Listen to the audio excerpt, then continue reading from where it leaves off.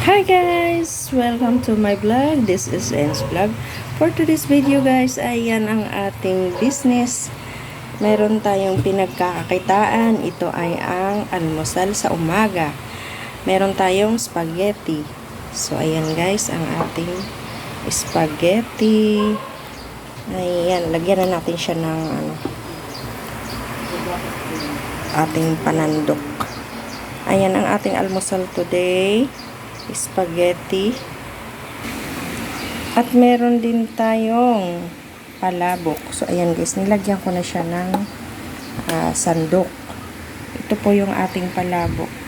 Sa mga gustong mag-business dyan ng almusal, sa simpleng hanap buhay at sa simpleng ganito lang ay pwede ka nang kumita and pagkakakitaan mo, masipag ka lang at matyaga, ikaw ay mabubuhay na. So, ito yung pinagkakakitaan ko araw-araw para man lang makatulong.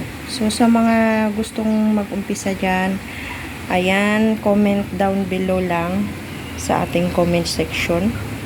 So, ayan ang ating palabok. Simple lang siya. Very simple lang talaga ang ating palabok. Para yung kaya lang din ng budget at kaya ng customer na bumili.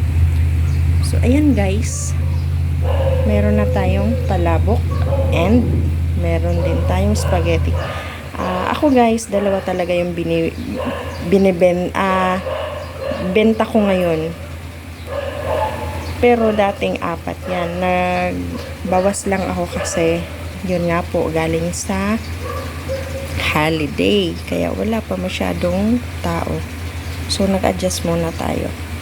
Ganun lang. Ayan. Spaghetti naman ay ganyan lang din kadami ang ating spaghetti. Para hindi tayo matirahan ng marami. At kung sakaling mang matirahan ay siguro konting-konti lang naman. And sana walang matira syempre, 'di ba? Para happy ang ating araw.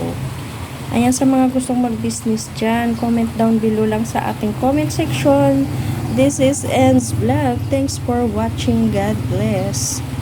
Ayan, spaghetti and palabok. Mabilis at madali lang gawin na pangkabuhayan. Meron ka ng hanap buhay kahit nasa bahay ka lang. Ayan, masipag lang talaga. Dapat. At matyaga para mabuhay araw-araw. Ayan, thanks for watching. This is En's vlog. Thank you. God bless.